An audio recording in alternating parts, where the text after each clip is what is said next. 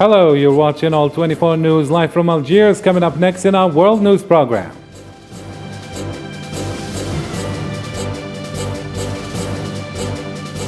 A group of armed men made a grenade attack, resulted in at least 2 deaths and 7 injuries in Kabul.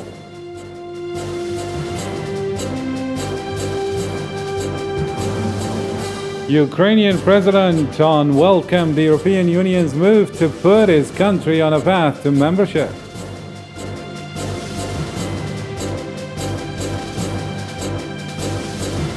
Police in Brazil have identified human remains of Dom Phillips and Bruno Pereira, who went missing in the Amazon.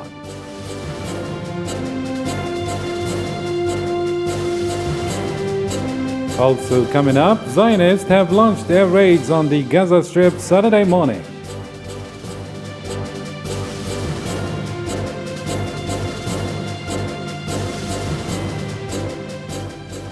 Hello again, I'm Karim Fazakari and those were today's headlines. First in our news, Taliban are patrolling near a Sikh temple in Kabul, where a group of armed men made a grenade attack, resulted in at least 2 deaths and 7 injuries.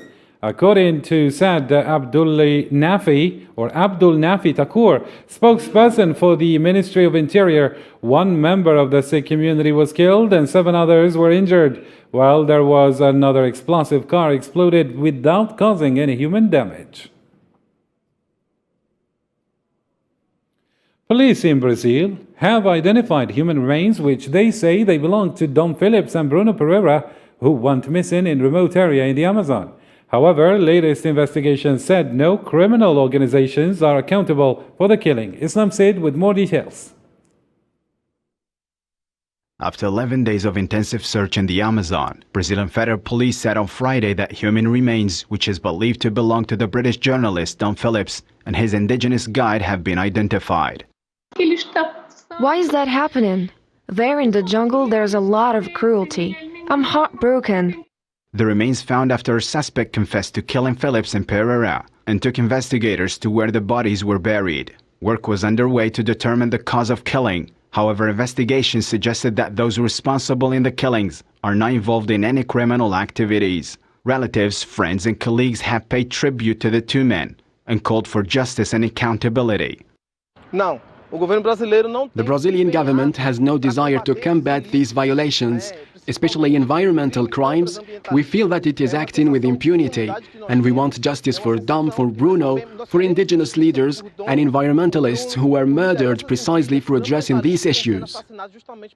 Univaja, a prominent indigenous organization which played a leading role in the search, said it had repeatedly warned the federal police since late 2021 that there was an organized crime group operating in the Javari Valley. That's why Bruno Pereira became one of the main targets of this criminal group, as well as other Univaja members who received death threats. The 2 men were last seen on June 5th on their boat near the entrance of the Javari Valley Indigenous Territory, which borders Peru and Colombia, the area which has seen violent conflicts between fishermen, poachers, and drug traffickers. To the Middle East now. Zionists have launched air raids on the Gaza Strip after rocket fire from the Palestinian enclave targeted the city of Ashkelon, following months of relative calm in the region. Palestinian media said the Zionist strikes fell on agricultural land in Gaza on Saturday, but the Zionist military said it targeted military sites belonging to Hamas, the Palestinian group which rules the enclave. To the Russia-Ukraine file now. Ukrainian President Volodymyr Zelensky welcomed the European Union's move to put his country on path to membership. The European Commission recommended that Ukraine should be granted EU candidate status, a first step on the long road toward EU membership for the war-torn country. Zelensky said he spoke with European Commission President Ursula von der Leyen and European Council President Charles Michel earlier in the day to coordinate the next steps. It also recommended that the EU Council meeting next week grants Moldova candidate status as well, on the understanding that the country will carry out a number of further important reforms.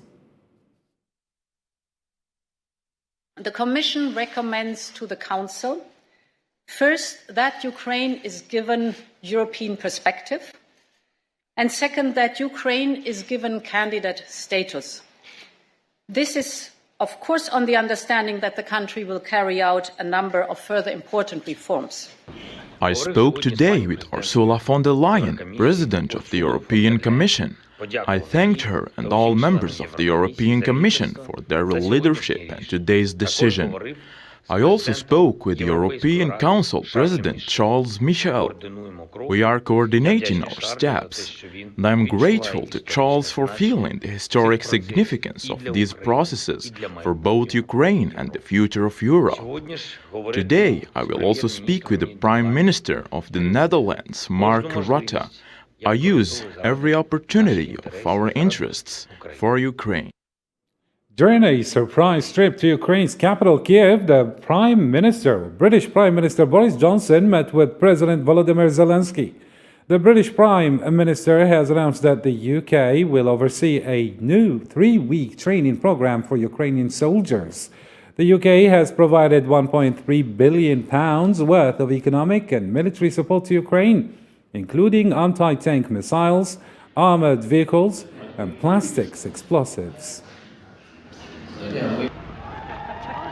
So, Volodymyr, we're here once again to underline that we are with you to give you the strategic endurance that you will need.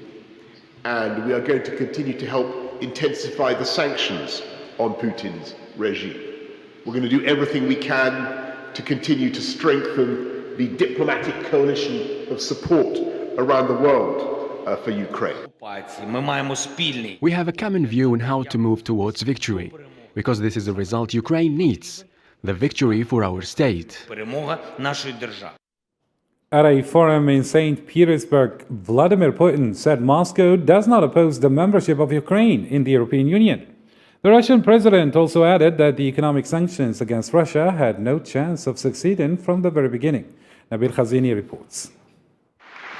Unlike Ukraine's bid to join NATO, Russia's president is not opposed to the membership of Kiev in the European Union, but such a step would make from Ukraine a semi-colony for the West. In his 73-minute speech at the St. Petersburg Economic Forum, Vladimir Putin affirmed once again that his enemy is the Western military alliance and not the EU.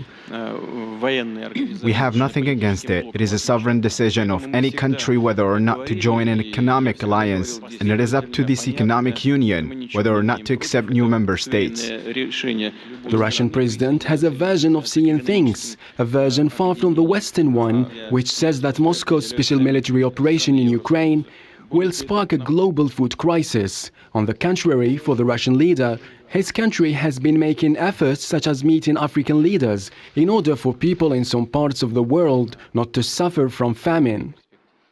The situation on world food markets is deteriorating, but it's not our fault at all. It all started with inflation and the swelling of the money supply of the world's major economies in Europe and North America. That's where it all started. They did it all themselves. 4 months ago, Russia started sending troops in Ukraine. Since then, Moscow came under an array of Western sanctions. But according to Mr. Putin, these economic arrows aiming to paralyze Russia's economy are double-edged sword affecting countries beyond Russia, including those of the European Union. Sooner or later, sanctions can be used against EU members and European companies. So far, it has not come to this, but the European politicians have already dealt a serious blow to their own economies. The knock-on effects for the conflict in Ukraine are being blamed on Moscow. Moscow, meanwhile, says there are other reasons for this, and that its special military operation in Ukraine was inevitable, given the current circumstances Russia is currently facing in the region. And on the ground, the rebel-held city of Donetsk in eastern Ukraine was hit with more shelling on Friday. Residential buildings, cars, and car parks were damaged, according to local media. Russia-backed separatists reported that there were 10 people injured in the shelling. Russian forces in the last few weeks have pressed hard to capture Ukraine's eastern Donbas area, which borders Russia and is made up of the regions of Luhansk and Donetsk. On the other hand, Ukrainian soldiers explored a destroyed Russian T-84 tank in Donbas.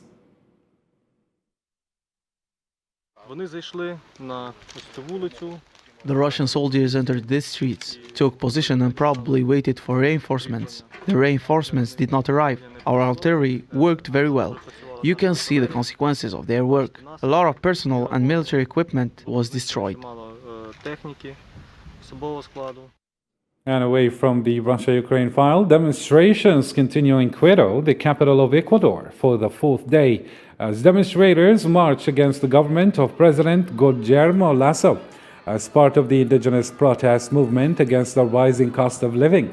The president declared a state of emergency in 3 states where anti-government protests had been concentrated to maintain order, suspend civil rights, and declare curfew.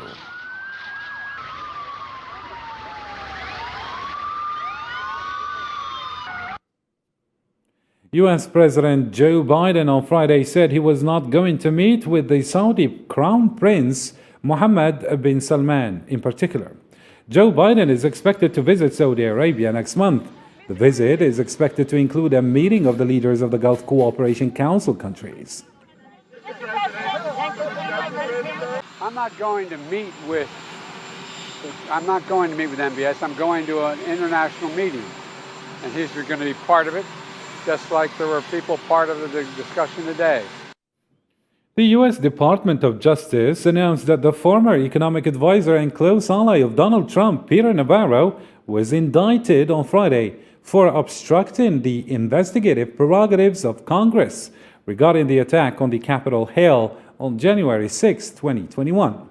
Navarro has been charged with refusing to testify and provide documents to the Parliamentary Commission investigating the Capitol Hill assault, when thousands of Donald Trump supporters invaded the headquarters of the American Congress to try to block the certification of Joe Biden's victory in the presidential election.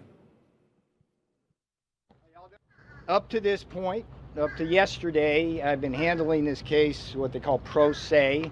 It's been doing it in a civil suit context, and I thought that we could handle this matter in a civilized way, dealing with constitutional issues. Obviously, being put in leg irons and having people want to put me in prison have changed matters. The FBI knew where he lived. They had spoken with him the day before he was arrested. They waited, nevertheless, for him to go to National Airport. When he was boarding the plane, they stopped him on the jetway and they arrested him. They put him in handcuffs. They put him in leg irons. I can tell you, ladies and gentlemen, that does not typically happen to career criminals. So we have real questions about what happened here. A DR Congo soldier was killed in the country's Flashpoint Eastern region on Friday in an exchange of fire at a border post with Rwanda. Police said, while Rwanda said 2 of its soldiers were wounded. Miriam Zian with more details. A Congolese soldier was killed and 2 Rwandan police officers and civilians injured on Friday in an exchange of fire at a border post between the Democratic Republic of Congo and Rwanda in Goma. The incident happened at a time of extreme tensions that resumed between the 2 Central African countries, with the resurgence of the March 23 movement, accused of killing at least 26 Congolese soldiers in an attack earlier this year. Protesters gathered in Goma on Friday by the Democratic Republic of Congo's border with Rwanda after the Congolese soldier was killed. I was waiting for someone from Rwanda when we heard gunshots. I ran away and we were told it was an angry Congolese soldier who had crossed the border because his loved ones had been killed during the war and he wanted revenge. And after experts visited the scenes, the body of the killed Congolese soldier was repatriated back to Goma and applauded by the crowd who paid tribute to him. The M23 took up arms again at the end of 2021, accusing the Congolese authorities of not having respected an agreement for the reintegration of its fighters. The Democratic Republic of Congo's government accuses Rwanda for supporting, funding, and arming the March 23 rebels, an allegation that the government of Kigali repeatedly denies. Congo also announced its consideration of suspending all the agreements with its neighbor. A request has been made to the government of the Democratic Republic of Congo to suspend all the protocols of agreements, accords and conventions concluded with Rwanda. In a statement, Congo's government called on UK Prime Minister to pressure Rwanda to withdraw its troops from DRC Congo ahead of a summit of the Commonwealth, and welcomed the Kenyan proposal to deploy a joint East African military force to eastern DRC Congo. Armed residents and local security forces in Somalia's Galmudug state killed 17 al-Shabaab fighters as the latter repelled a raid on Badu town on Friday. According to a local media, many bodies were found, in addition to 2 children and a cleric from the town who were among the dead.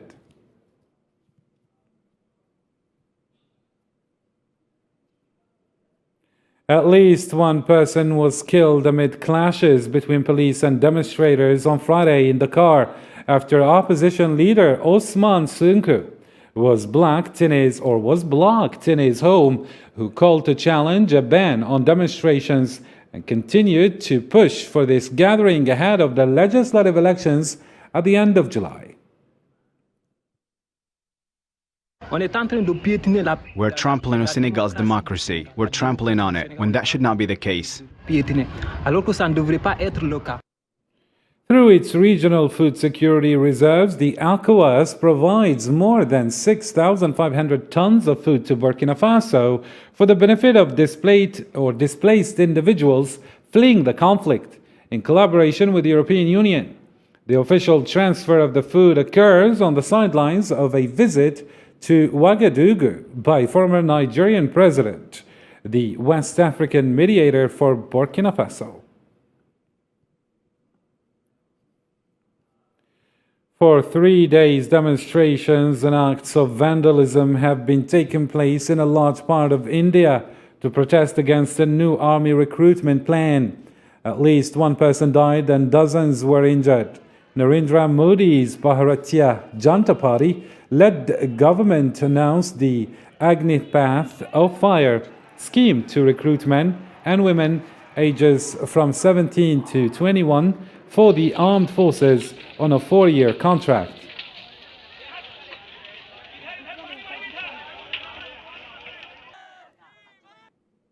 Peruvian President Pedro Castillo appeared before national prosecutors on Friday to answer questions in connection with an investigation of corruption file.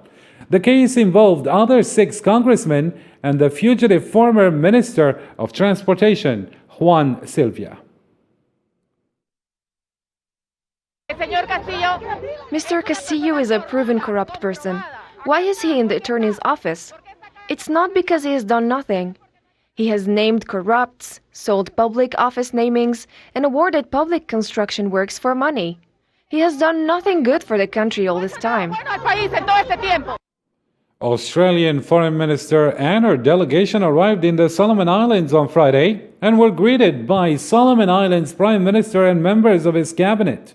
According to reports, the meeting is expected to cover ongoing bilateral development cooperation agreements between the 2 countries. Wong became the first Australian minister to visit the Solomon Islands since its government signed a security treaty with China that many fear could lead to a Chinese naval base being established less than 2,000 kilometers off Australia's northeast coast.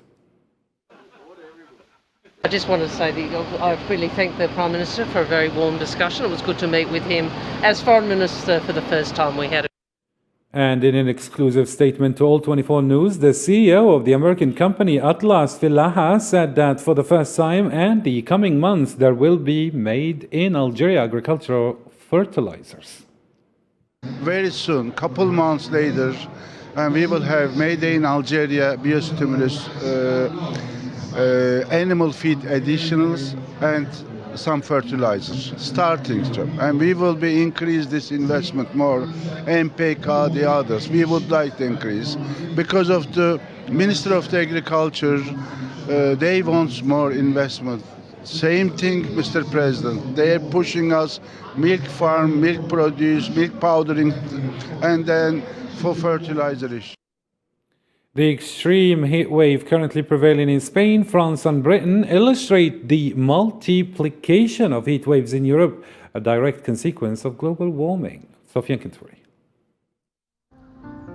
Greenhouse gas emissions increase the power, duration, and frequency of heat waves according to scientists. An extreme heat wave, the second in less than a month, continued to cross Spain on Wednesday with temperature above 40 degrees in several parts of the country. An unusual phenomenon at this stage of the year, that began to move in France. Each time it will be worse and it will affect us at all levels. Physically, every year I find it harder to withstand the heat, not only in my work but also when we try to rest at night. The nights are getting tropical. So yes, it's hard, very hard. But we have to keep going. There is no other way. The heat wave continued to spread with 70 departments in red and orange, and the heat wave is expected to intensify throughout France, accompanied by smothering night temperatures of 21 to 25 degrees, especially in the southwest. I can't sleep with my leg that hurts. Oh no, it's atrocious. I get up, I go there, I get up, I go to the bathroom. I come back, I drink a glass of water, then I sit down. I watch TV, that's it, until 2 a.m. Last time I stayed till 4 a.m. Records for the month of June were broken on Friday in at least 11 communes, including Carcassonne with 40.4 degrees and Sens with 40 degrees. The thermometer is going throughout the roof, and it can go more. Climate change is irreversible, as we have been saying with some here for a few years now, so we have to adapt to it. In the United Kingdom, Londoners are enjoying the sun, as the heat wave hits the British capital, which is unusual temperature. It's lovely. I wish every day could be like this. It's something that you want to come out, take some nice picture, chill out with friends, and still be appreciative that you're still alive. Cool weather is on the way for all parts of Britain after temperatures soared to 32.7 degrees on Friday, the hottest day of the year so far for the third day in a row. I think we're lucky in the UK that we've got quite a temperate climate, and even on the hottest day here, I can still cycle around. It's not unbearable. So yeah, I mean it's not as much a worry here, but probably is elsewhere. This huge heat wave is something new for the European generation. These are the 10 hottest years since 1884 in the European continent, and none of the coldest years have been recorded this century. From the 25th of June to the 6th of July 2022, the Algerian city of Oran will be the sports capital of the Mediterranean Games. It will host the 19th edition of the Mediterranean Games. More in this report with Mariam Ziad. Oran, the second largest Algerian city, is ready to host the 19th edition of the Mediterranean Games from June 25 to July 6, and to amaze visitors with a rich program of popular cultural festivals. Today, the Mediterranean village is 100% ready in terms of accommodation and restoration, and we're making the last retouches. This sporting event, as any other, will not just be about sports, but will display national and foreign film performances as well as plastic arts. Also called the Radiant, Oran has a rich culture, architecture and landscapes, as it was influenced by Spanish, Arab, Ottoman and French touches, making it a perfectly tourist destination. The Mediterranean Games include 24 disciplines with over 3,000 athletes participating from 26 different countries. The events will take place on 22 sites in and around the most important Algerian city. Some of them have been specially built for the occasion. Others have been completely renovated. A brand new Mediterranean village was built in the east of the city and will accommodate nearly 4,300 people, athletes and officials. Accommodation guarantees shelter for up to 4,225 people and has all necessities. We have also divided the village according to the delegation's accommodation. Oran gives you a rendezvous from June 25 for a sporting and festive atmosphere full of adrenaline. And more international news in this roundup. At least one person was killed in a fire at the chemical plant in Shanghai on Saturday. As thick clouds of black smoke billowed into the sky over the Chinese megalopolis, the fire at the Sinopec Shanghai petrochemical plant, located in Xinjiang district south of Shanghai, started in the afternoon and was brought under control hours later. Ukraine will not host next year's Eurovision Song Contest, meaning the UK is next in line to potentially stage competition. The Ukrainian entry of Kalush Orchestra won the competition in Turin, Italy this year, and it is traditional that the winning country hosts the event the following year. However, the European Broadcasting Union has said a full assessment and visibility study concluded the security and operational guarantees required to host cannot be met by Ukraine's public broadcaster. As the UK were runners-up, the EBU has begun discussions with the BBC to potentially host next year. This would be the 9th time it has taken place, more than any other country. Families of those killed in the attack on a church in southwest Nigeria are attending a funeral mass for their victims, which included children and a police officer. Flowers were placed on the coffins as some of them wept during the mass and speeches inside the large hall.